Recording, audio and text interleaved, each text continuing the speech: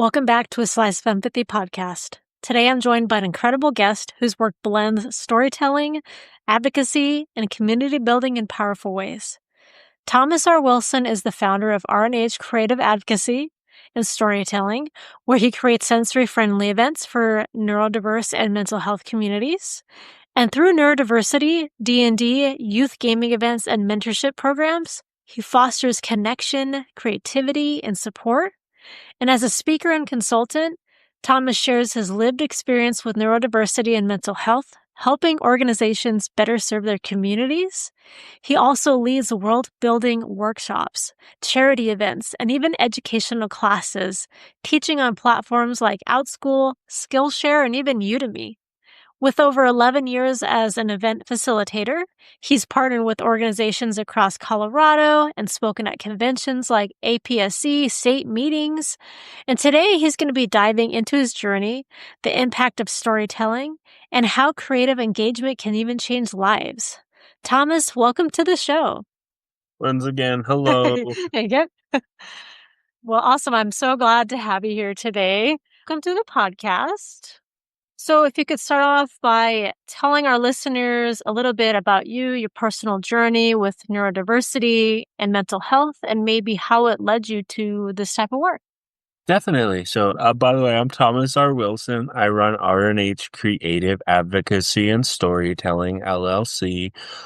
So my own personal journey, I'll try to keep it short and sweet just so I can make it a little bit more cohesive. But I always like to start that my story starts with stories. I am a professional storyteller, advocate, writer, business owner, teacher, so many different things, so much that we don't have time for me to go through everything in detail. But in that, I also very much grew up a young youth, very much being told I was a prodigy, that I was going to be, either the president of the United States or someone very successful. I was told that by the time I was in second grade. And if this sounds braggy, believe me, it's not going to be here in a second. But like so many of us with neurodiversity, mental health needs, that changed once my diagnosis really started kicking in. My teachers went from adoring me to considering me a large problem. I was told a immense amount of awful things that I'm not going to say just for the sake of not re-traumatizing your audience. But I also really went from a kiddo who loved the school system to someone who absolutely hated it. I had my love of learning was very quickly kicked out the door because people weren't teaching me how I was learning. Well, how I learned, a lot of time, if I asked questions, it was "don't interrupt the class" was my response. I remember one teacher in particular, one of the worst teachers I've ever had. I really struggled with my temper as someone with my own bipolar disorder and a variety of other things. And I remember getting in a screaming match where one of my teachers literally put her hands on the desk and just yelled that I was a monster in my face, something that should never happen to a youth. And that was kind of my experience all the way until about high school. In high school, I really learned the difference between when people actually teach us how we learn and kind of programs that say they're out there to help us but don't really want to work with a lot of people. So it was about my junior year in high school. I started adapting to this program, learned real quick that the regular school system was not me, kind of formed my impression that putting thousands of kids in one building, giving them tons of homework, creating social difficulty, having teachers who judge and don't teach students how they learn is a real problem. And for some reason, we blame kids for not succeeding in that environment.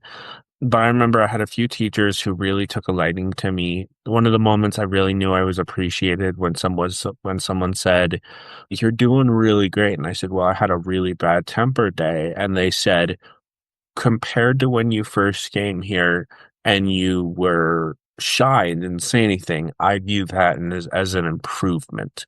And those people really shaped my experience of education from there on out. I then graduated college because of this program.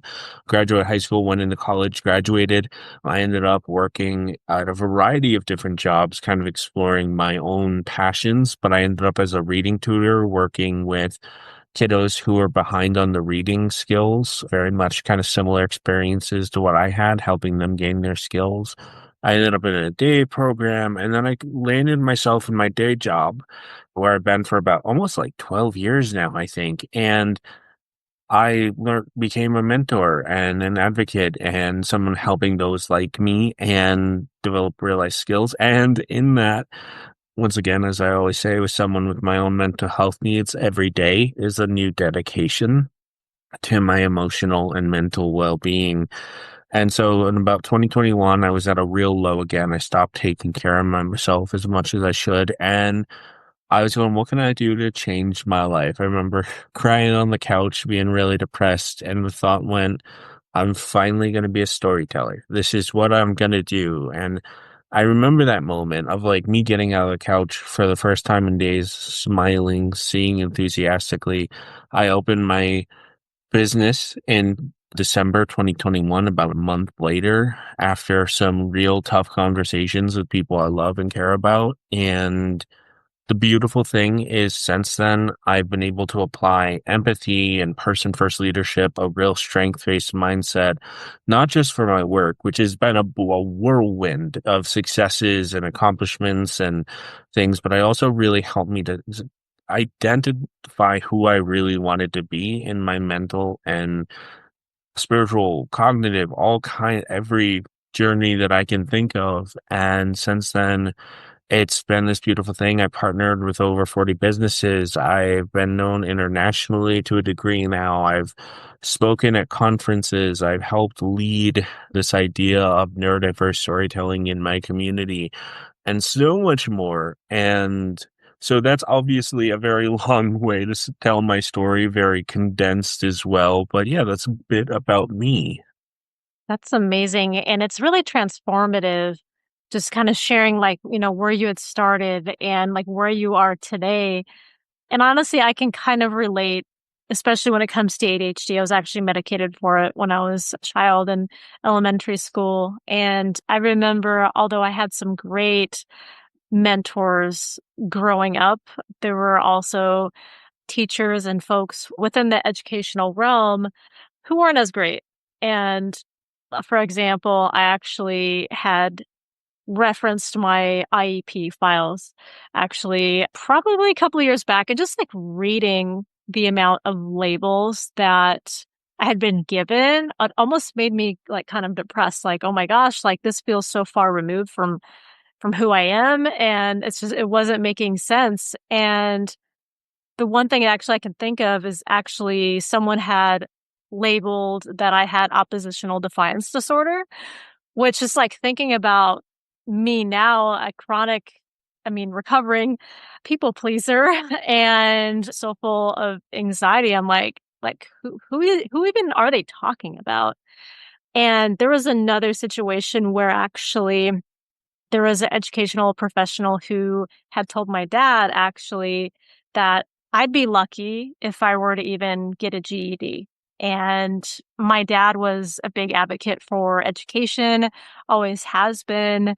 And he was really, really understandably upset because it was basically worded as if, oh, well, she doesn't need to graduate high school. She can just get a GED. And I have a bachelor's degree and a career in marketing, and just kind of like looking back that someone had even said something like that was just like, I couldn't believe it. Like someone would say that about a child that like, no, just it just almost kind of feels like there's a lack of faith, I guess, in some. This is not all educational professionals, of course. Like I had an amazing 5th grade teacher who, when I was going through a lot of difficulties, like was 100% on my side when many would not be, and a phenomenal counselor as well. And I think I really attribute to kind of being where I am today because of them and their support in those formative years. But as you were telling your story, it was something that really resonated with me as well, having a similar experience, and how I feel like neurodiverse children in particular really kind of get all these labels and are often so far understood. I spent a good chunk of my childhood in special education classes, and for such a long time, I often felt like there was something wrong with me, especially looking back at these labels. And just realizing that a lot of my struggles in education were attributed to a learning disorder. I actually had quite a big gap between my mathematics and English writing skills. I'm a phenomenal writer. I've always loved creating and telling stories. However, I am terrible at math. That still stands today. I always have been. But just kind of learning about that large gap in between those two subjects is kind of like what identified the learning disorder. But I also kind of like thinking back to theater, I also had a counselor who tell me that like because of like my creative skills that I'd be great like at theater. And this was during a time where I'm like, no way, like I'm quiet, I'm shy, like there's no way I'd be good at that at all. Honestly, I can appreciate that. So the math, there's a few things I wanna commiserate with you a little bit on. So the math, the only reason I graduated high school was because my math teacher in my program, he would give up his lunches and his free subjects. He personally tutored me in algebra on his own time, on his own thing. I remember him being sitting with me on a couch and he would I mean, this program had some great people. The principal who was at this program too, I attribute him to a large chunk of my success because he was one of the first people who saw my ability to succeed, which is very rare for me and a administrative adult. But my math teacher in particular, like he gave up like 6 months of lunches to sit there and eat with me and help me get better at algebra. And I remember him telling me, "You are not a math person. It does not mean you do not know this, but you are not a math person. Do not go into engineering or something." Which I very much appreciate from him being that honest, especially when he was like, even as a younger kid, I realized the sacrifice he was making for that. The other thing that when you were saying the oppositionally defiant, I have to say, and I'm sure there are people listening to it, I can't stand that phrase. Yeah, me Um, neither. I've heard that my entire life. Unfortunately, some of my family still say it, but I don't think it's a hurtful thing. I think it's so often families have to adopt certain language just to adapt to certain mentalities as being a Right. family member of someone. But in my adult years, I've actually started advocating that stubbornness is a survival skill. And especially for so many people in our community, it is something that keeps us alive. And I love to say that because the amount of people who told me, "Oh, you or myself, Thomas, he's so stubborn. He doesn't like it when people say no. And it's something we're working on." The amount of times I wanted to say, "How did you react when I told you no?" I wanted to say that to my teacher because the amount of adults that I know my age or otherwise who do not react well to no, but are considered neurotypical is like huge. So if anything, I hope that helps ease your mind with the oppositionally defiant. I think that's such a funny term. And I think if we really as people look at how stubborn we are, it in and of the idea that our reaction to stubbornness is in and of itself stubborn and it's just placed on people. I think it's the funniest thing. Yeah, and I like how you attribute it to neurotypical folks as well, because it's so true. And I think many of us can struggle with regulating our emotions. And I think a lot of people attribute it to people who are neurodiverse. And it's something that we don't often think about. And I know, like, with even like children nowadays, it's considered a positive thing because like kids are speaking out for themselves. They're seen as more strong-willed versus like I feel like more in the past. Now this has probably been like 25 to 30 so years ago now, where it was like kind of seen as a bad thing. And I think also, I think with Gen Z speaking out more and kind of bringing more awareness to that, I think there is something to be said about like kind of like the way like boomer parents or even Gen X have raised their children to, like there's that famous quote that children are seen and not heard, right? And I think that that's kind of gradually changing and there's more awareness to, we want our children to be able to speak for themselves and advocate for themselves, right? Oh, definitely. I think there's something really fascinating when it comes to neurodiversity, which is how often stubbornness isn't seen as self-advocacy. And I think it really comes down to a lot of it's communication. And I think like I definitely heard that children are seen, not heard. Luckily, that was not something that was practiced a lot in my house, but I did also grow up in the very religious mindset of honor thy father and mother. And it's always a doozy when I tried to point out, the biblical verses around parents honoring their children and things like that. But I think I'm very much myself not very religious, but I do consider myself spiritual now. I think one of the funniest things about that is, and I think it's very similar to when like someone says, "Oh, youth now are very sensitive," in which I would challenge the idea of like, okay, if someone says something to you that you don't like, if you get frustrated, is that not a sensitive response? Or, if you ask someone something and you're not providing necessarily a healthy or a constructive mindset, and that person says, no, I don't want to do this, it's really fascinating because so often on the opposite end, people get upset and then blame the other person for their personal feelings. And I think that's one of the things that I love about this newer generation. Like I myself am like late on the earlier end of millennial.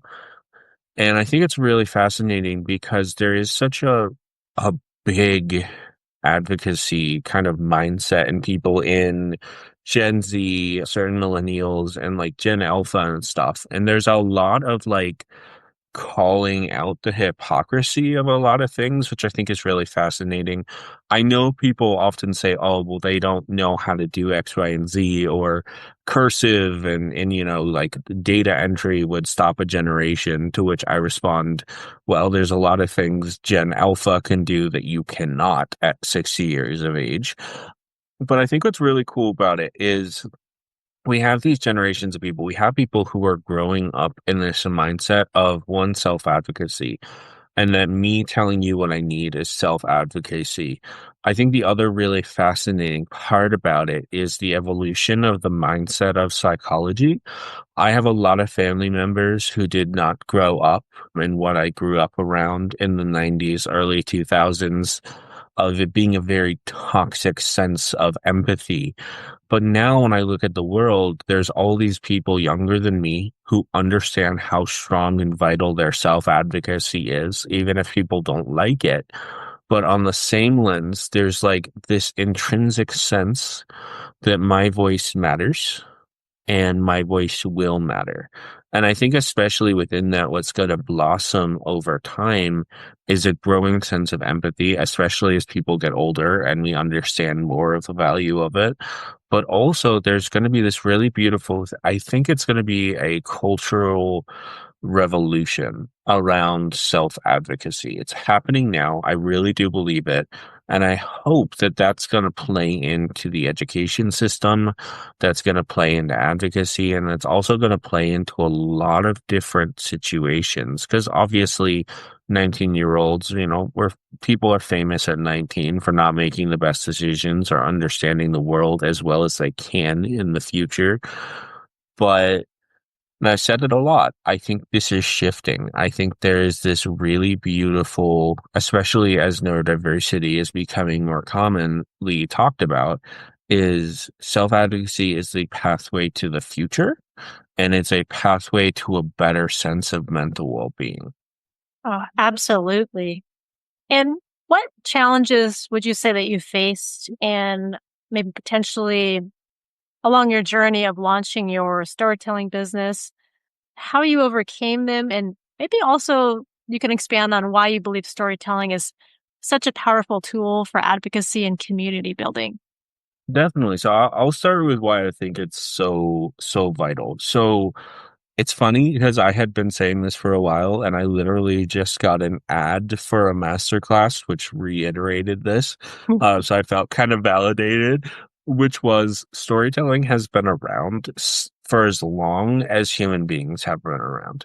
Like, right, we've seen this like millennia or however long people want to believe cave paintings were existing.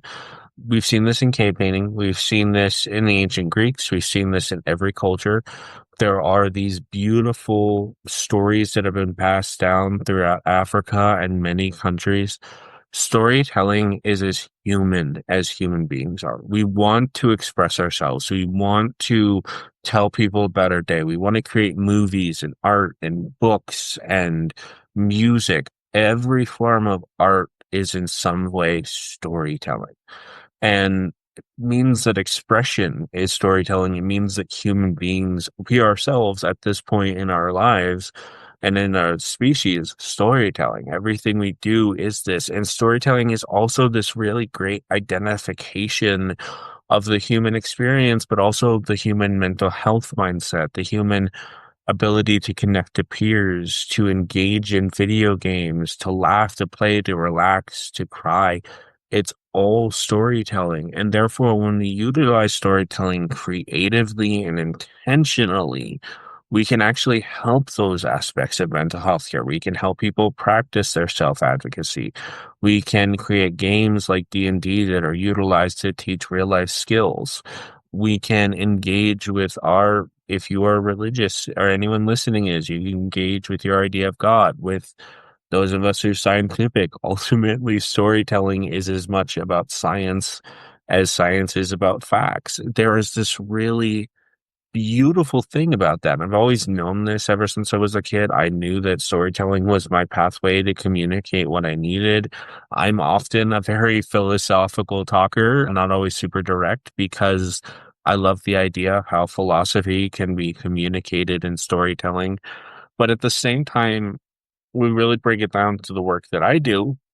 It's about helping people connect to their identity, helping them connect to this mindset of how stories can help us better educate ourselves, how they can help us better connect to our community if we feel alone. And we do this by creating spaces that work for people where their voices are heard and they matter and they value.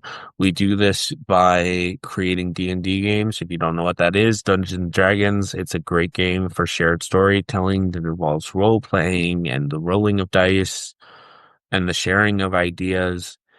And in that, all of it really does start also with listening. Storytelling is pointless without people being willing to listen to it. That does not mean that us artists or storytellers should stop if we don't have a big following. It just means we have to work harder. And I really got into this work, one, to pursue something that I love and I knew had the capacity to do that, but also really to start connecting and pursuing how I knew storytelling could help people. That being said, was everything I do really fully intentional? Yes and no. I fill a lot of roles in my community because there's not a lot of people doing the work I do in the way that I do it. And there's not a lot of people who know about the work right now. But really, And I could go on and on. I could do a full hour or day-long lecture on this. But at its core, when we apply active listening, when we apply safe community spaces, when we step back and absorb our understanding of the world and of humanity, we really can create this fundamental pathway through storytelling to living our best lives. I 100% agree. I know storytelling for me has always been a creative outlet, especially as a child, and even a form of escapism at times. I actually started writing fan fiction when I was about 12. And for those of our listeners who may not know what that is, it's basically like maybe you have a favorite TV show or maybe a book or something. You basically take those characters you know and love and you can create your own story from it. And for me, it was the X Files. And I remember, I want to say I was probably in high school at the time when I started. I think I was using like fanfiction.net or something like that. And I would get, feedback from people who are reading it. And it's kind of persisted throughout the years. I still like writing fan fiction about the X Files. And I've seen comments from other people who are also really enjoying my work. And I know I have favorite authors that I've really enjoyed. And we kind of have this common sense of this commonality of a show that has really kind of transformed our lives, maybe during some difficult times. And we're continuing that in a way. And it's almost like they are becoming a fan of our works, even though we technically don't own those characters due to copyright, of course. I also did role playing, like text-based role playing for the X Files in way back years ago when Yahoo Groups was still a thing. And there would be people who would take on each characters and you'd go back and forth. And it was really quite fun.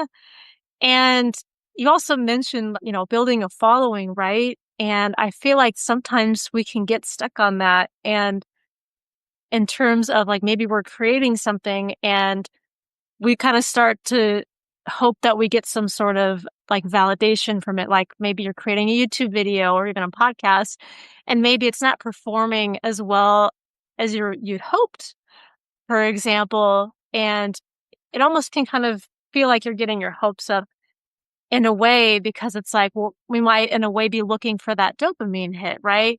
And getting that validation from people who are following us. And that can be really hard because then it's something that you really love, but then in a way, sometimes if we're not careful, it can kind of shift into like more feeling like we're working. So I really appreciate that you mentioned that, because that's something that kind of came to mind for me.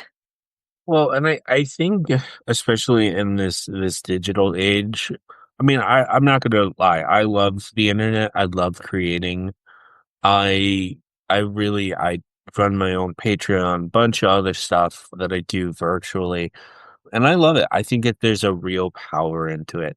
I will be honest though, I intentionally do not do a lot of my work on social media just because there was a couple points, like, I've had social media success, I've had a lot of that, and I can definitely say it can become an all-consuming monster for sure. But the other thing though, I love being on people's podcasts, I love having conversations, but when I've tried to do this work on my own on, like, TikTok, YouTube, other stuff, I learned a really hard lesson, which was trying to evaluate if it actually brought me joy. Because a lot of what I faced early on was just outright hostility towards the work that I do. I remember really quickly on a video that I learned how much I did not want to make videos for the stuff I do on actual social media, because I asked people, what was your style of working with people with autism and D&D? And one of the first comments was, oh, just let people have fun. Don't virtue signal this hard. And it was just like, okay, this is not for me. This is not the platform I want to do things on. And it became this really clear, like, I need to make sure I have these really well defined boundaries with social media, because if it's not bringing me joy and people are just being hostile, that is not a life I want to live, which is something I had to really own. And I also had to break down what it was about me that was chasing this, like feeding this kind of, snake eating its own kind of tail mindset.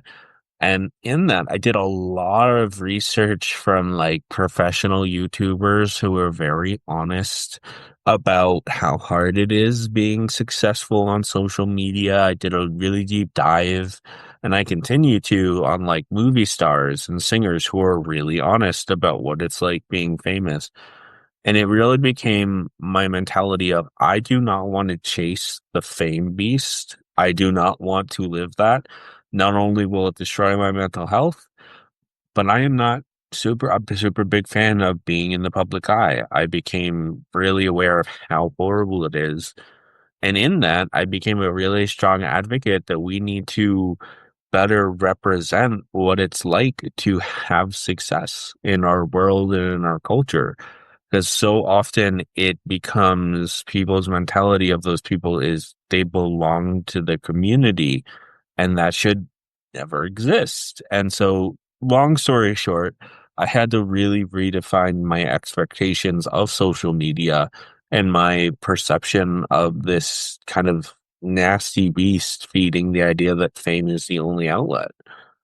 Yeah, absolutely. And I actually, when I was starting one of my YouTube channels, I had watched another video that basically gave some really, really, really good advice. And that is to basically, like, when you're setting out to launch a YouTube channel, and keep in mind that it's not like it's going to be a get rich quick type of scheme unless you get really lucky to have a viral video. And that's pretty slim, but it takes a lot of consistency, a lot of really hard work. And the piece of advice was to if you are enjoying it, you need to really this is something that you do because you enjoy doing it. And if you're doing it just because like, you don't really like it, but you're like, I really want to make money at doing this, then you're going to give up really quickly because it's like when you don't get the results that you're hoping for right away, it's going to be hard to really continue that. And in a way, it might also kind of come through and really any piece of content, any sort of creative outlet of storytelling that you're working on, it's going to kind of come through that your heart's just not really in what you're doing. And we don't want that either.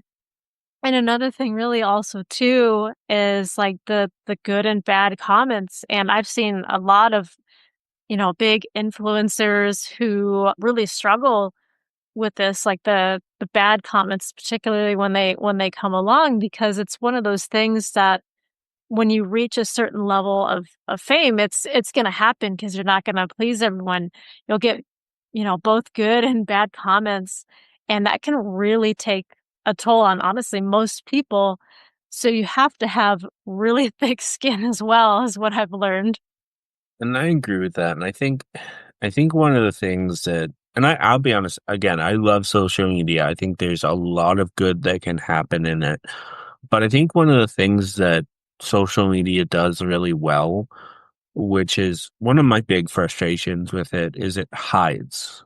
It hides those honest conversations about how tough it can be, but it also just does a really good kind of job at, and I think there's a lot of things in this, and this is one of the reasons I think that fame, and especially for people seeking a community or the neurodiverse community, mental health community, can get so sucked into this, is social media is really good at glamorizing the good points, but it's also really good at glamorizing the bad points.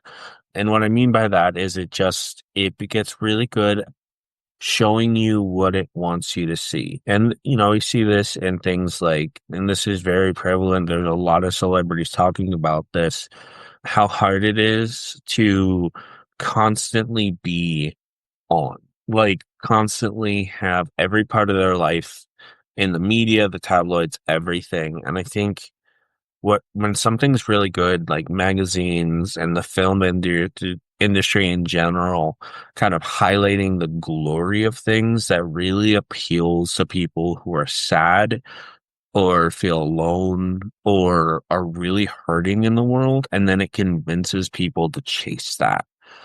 And that's my frustration is like YouTube's really good at hiding YouTubers it doesn't want you to see because they're not getting enough views. Yeah. TikTok's really good, unfortunately, at promoting things that are awful because their algorithm takes it reacts so quickly to what it thinks you want to see. And I think for a lot of us, that is part of why the discussion of why success is hard is so important and needs to be talked about more because it just becomes this funnel of people who are happy but are very flawed being reintroduced to the world and kind of consumed once again by that snake eating its own tail kind of thing. Yeah, absolutely. And it's interesting because, social media can often be a highlight reel.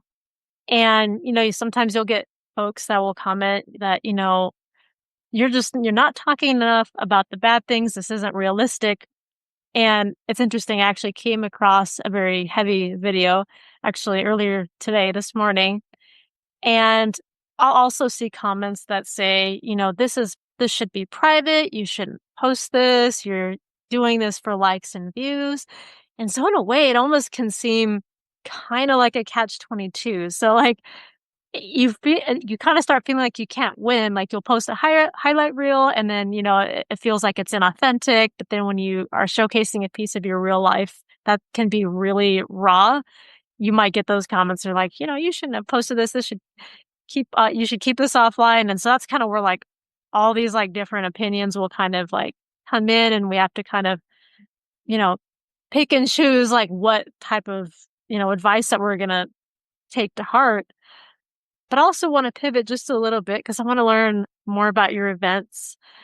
Can you tell me a little bit about how your events cater to neurodiverse individuals, those with extra needs, and what does sensory friendly mean in the context of your events, and how do you ensure accessibility for all attendees? Definitely. And so, I mean, I always want to say every time I talk about accessibility, I feel like there's two or three people at least who are going to get upset. So I always try to preface like accessibility. I know there's a lot of pressure, a lot of attention on it just throughout the world, and is some frustration out there on it.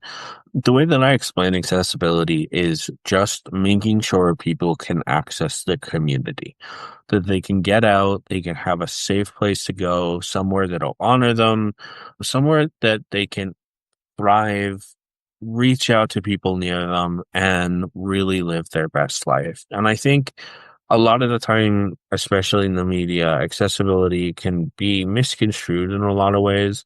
And I think there is some irresponsible talk on that, where some people say accessibility for everything and then blame people for not being able to adapt quickly. So that is not my mindset at all as I talk about this. And I do want to emphasize when I also talk about accessibility, my focus is also on making sure that a space is set up so people with neurodiversity can thrive, but also so people who are neurotypical or may not even have a diagnosis can go and experience a community space that will help them thrive.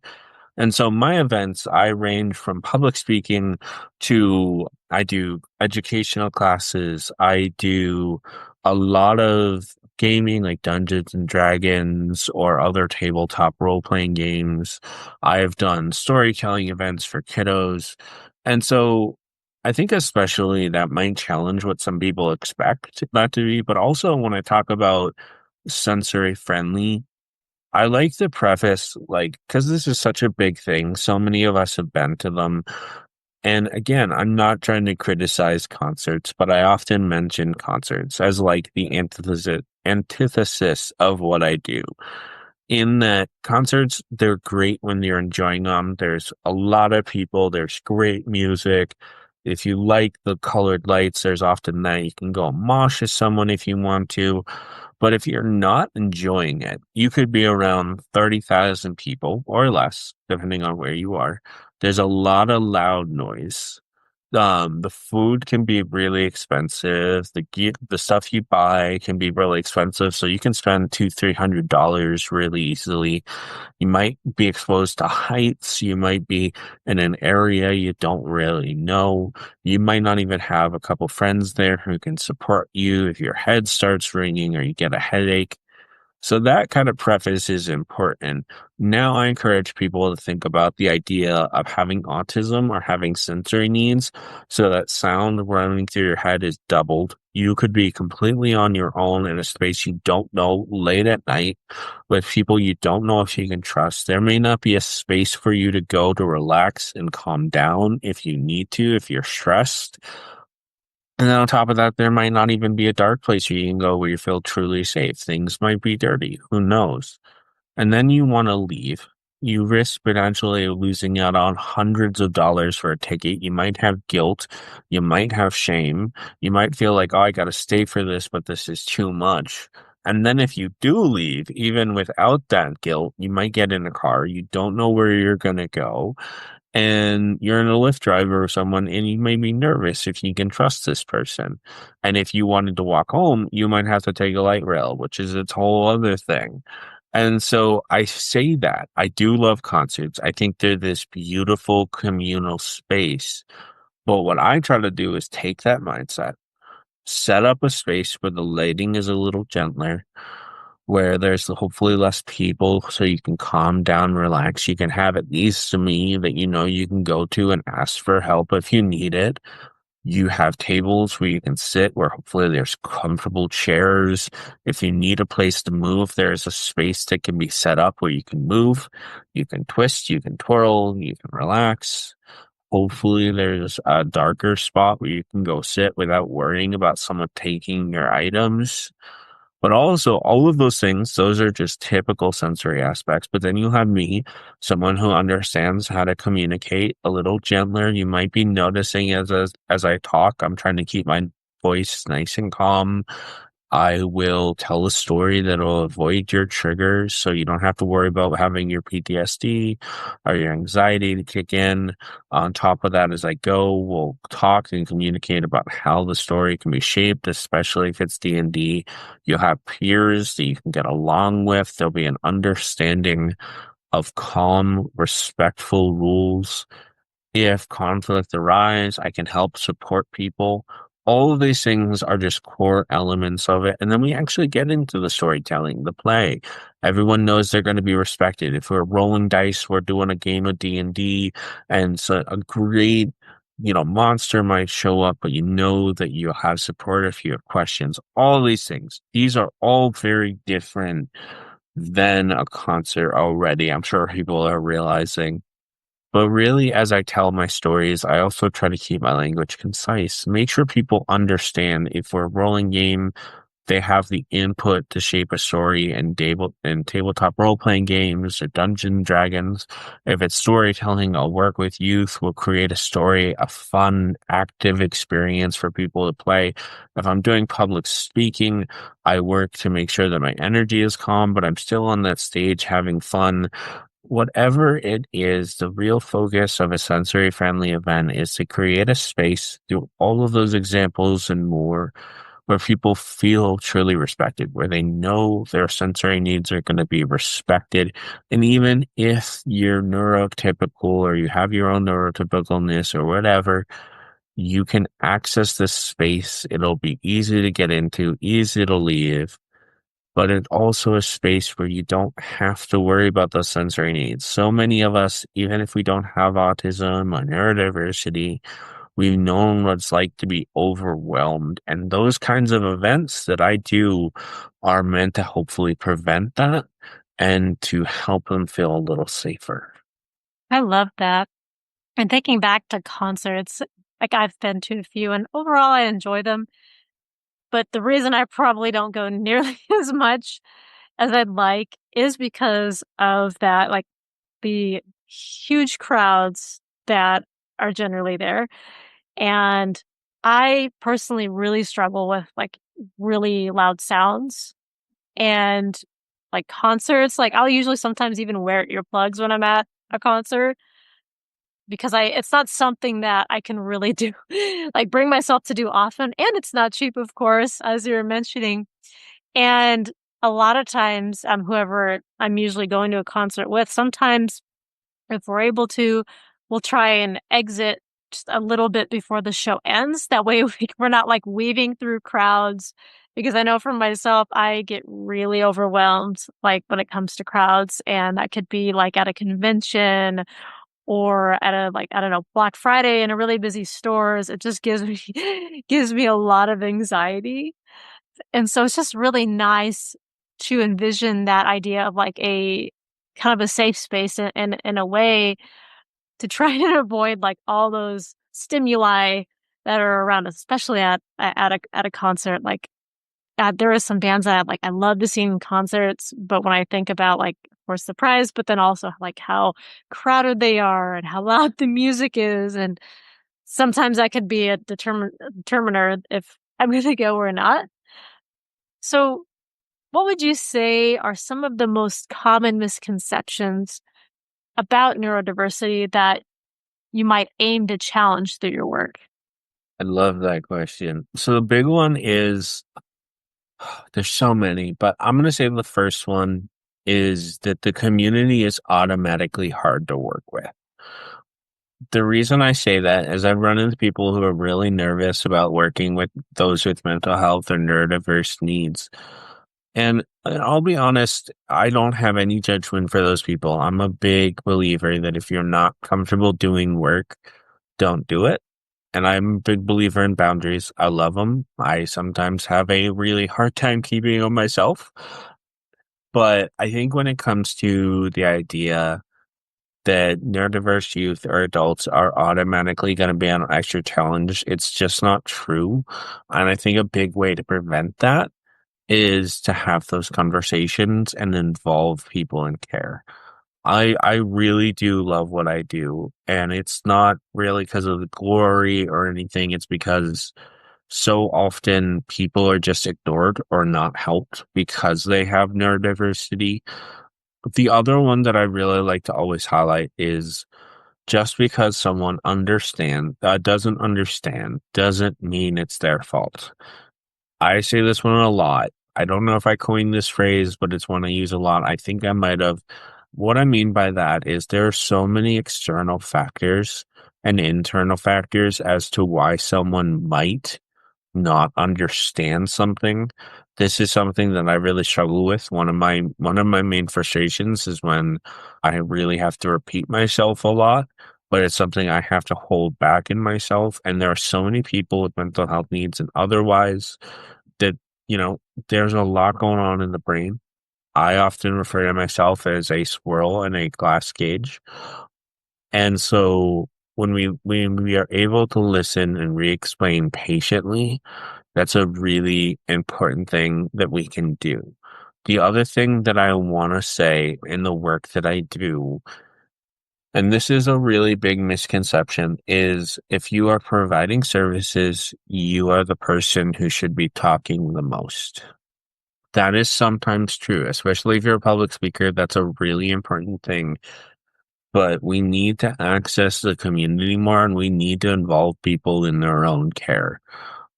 There's this really great thing called the dignity of risk. And I think that's another thing people often forget about is, working with someone with mental health needs or neurodiversity or any other diagnosis or lived experience, whichever people want to choose. And that means you always have to keep people safe. You always have to protect them. And to a degree, that's true, right? We should always work to protect people. But sometimes that can become a very condescending mindset in that, I think I've seen this a lot. I've been guilty of it where I approach someone I know and I've said this, I know many other people who say this, and they go, "Hey, buddy," instead of using the person's name or truly acknowledging them.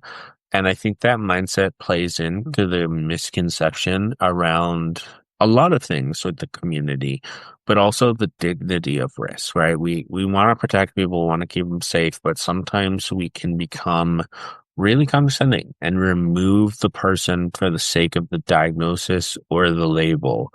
And in the dignity of risk, we have to allow people to make decisions we may not like. And we also have to understand that there's going to be fallout. That doesn't mean we can't help people, but it also means we really have to look at the identity of that person as a person and not a diagnosis, not a label, not a bad day, not a problem that has arisen. That's the biggest thing is just beyond all of these things, making sure people are fundamentally involved and making sure they are fundamentally treated as people. I love that. And actually, thinking back to when you were talking about, when it comes to explaining things and slowing down, even though it can really be tough, this is something that I personally really struggle with. And it's something that, like, my husband and I are trying to get better at. And I think either one of us, whether it's to each other or to another person, can find ourselves on like the border of like, oh my gosh, how many times do I have to repeat myself? And it's like I really appreciate the like kind of the reminder to really try it and slow down and appreciate that we might, might be interacting with someone who might be neurodivergent in the way they process information. And sometimes for me too, like my husband will often say that he's repeating himself multiple times, but I have the same narrative when I'm talking to him too. And so I think it's really important to kind of have that awareness. And of course, it can be a struggle, but I think like it's something that many of us, even our listeners, can take to heart and, incorporate into their lives and try to do better with it. And you mentioned you recently had an event that it was finding meaning after experiencing loss. Can you tell us a little bit more about that? Definitely. So I think that is one I've done in the past. I'm gonna be honest, that might have been a while ago because I think Okay. that was in 2024 or 2023. But that one, and that might be my own miscommunication on something, but that was about helping people who had recently lost a loved one. And when I say recently, I mean, I think there's never really a perfect response to loss. And I think as just human beings, recently losing someone can be 2 weeks, it can be 2 days, but depending on how important that person was, or even just how we process loss, that recently can be 6 years, 7 years, 20 years. As loss is never really something that I think is fully gone from the human mind. I know there's a lot of people out there who'll be like, oh, you have to be good at loss. You have to know how to process this pain. But we can't really distinguish what that pain means to someone and the importance of it.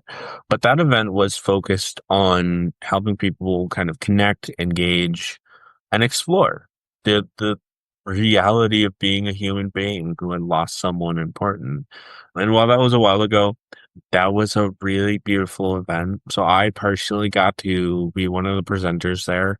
I helped put it together, helped organize it, and I got to do a storytelling for the kids who were there about a variety of different stories. One of them was about a pigeon and an artist and how that pigeon kept like there was an artist who lost his wife and that pigeon found its way into his home and they ended up in kind of a combative series of interactions where the pigeon kept breaking in, he kept letting it out. And it became a story of that man. His connection to the pigeon was very important because it gave him purpose. It gave him something that would help him get out of bed. The other one, and I have Abigail the bunny on my desk at that event.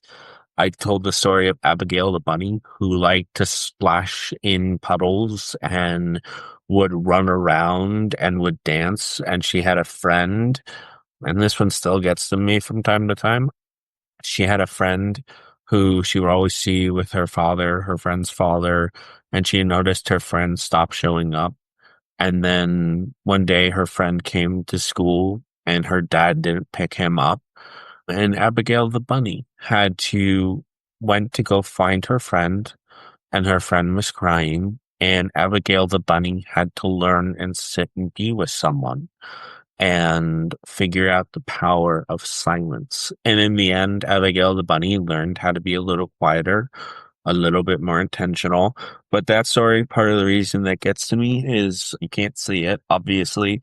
But on one of my desks, my bookshelf, there is a plush brown rabbit that was gifted to me because one of the kiddos came up to me when they were giving out stuffed animals and handed me this adorable little rabbit plush that always holds her hands together and said, "This is Abigail the rabbit."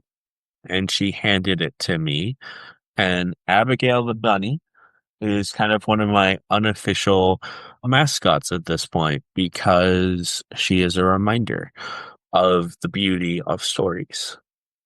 That's so beautiful. And kind of thinking back to loss, you brought up such a great point about that time isn't necessarily like linear, because a lot of times and I've been guilty of this myself, of, like for example, my grandmother had passed away back in 2017. So it's been about, no, 2016 actually. So it's been about 9 years. And my mom was like really, really close to her, and she still suffers with that loss today. And there are just so many different ways that folks grieve and process loss that, as you're mentioning, that could look different for everyone. And like my husband, for example, his mom had passed away from brain cancer just before he turned 30. And it's, in terms of how they processed each of those losses, looks so much different. And I think a lot of times we kind of get caught up in, well, it's been this long, and you should be over it by now, da, da, da, da. And or like common one, like especially if it's a grandparent, like, well, they were almost 90 years old, kind of expect that time would come. And so like we kind of have to remind ourselves to kind of bring that empathy back, because it's really going to look different for everyone. And sometimes even it might seem minor in comparison, but sometimes even thinking about like losing one of my cats and thinking about how attached to each one of them I am, like I can't even imagine that. We had an 18-year-old cat who had passed away almost 3 years ago. And although it did help knowing that, she was older, it was very traumatic and sad. We had her for so long, but I was able to handle that a little bit better than when we lost our first cat, Luna, at 10, kind of suddenly. And to this day, we're not entirely sure. She just got sick suddenly and had passed away. And I think that can be hard for so many people. So I think, even like there are folks who'd be like, oh, it's just a dog or just a cat or, things like that. It's just like the degree of like how we're minimalizing like the person's feelings. It can be really, really hard. And so I think it's just really important to kind of like keep those things in mind and being empathetic, because that looks so different for everyone. But I know we're at time. So before we close out, can you let our audience and listeners know where they can find you, connect with you, and learn more about your work? Absolutely. So I will make sure all my links are provided below, including my link tree and things, but my email. And I never fully realized how hard this was for people to hear until I started doing podcast discussions. But my business email is NDTTRPG. Obviously, so many of those sound similar. So NDTTRPG at Gmail. On top of that, I'll make sure that's below. You can find me on LinkedIn, Thomas R. Wilson with R&H Creative Advocacy and Storytelling LLC. On top of that, I will also make sure my website, my Patreon, my Linktree, all kinds of things are located down below. And I do always like to say this as well. If anyone just has questions or wants to know more about the work or needs insights to getting started, feel free to email me or contact me. I love having conversations with people. Sometimes I'm a little slow. I'm not going to lie. I don't always like responding to emails just because that written form is tough, but I'm working on it. And then in any format, if you have questions or things you want to know, that's also a great way to get a hold of me.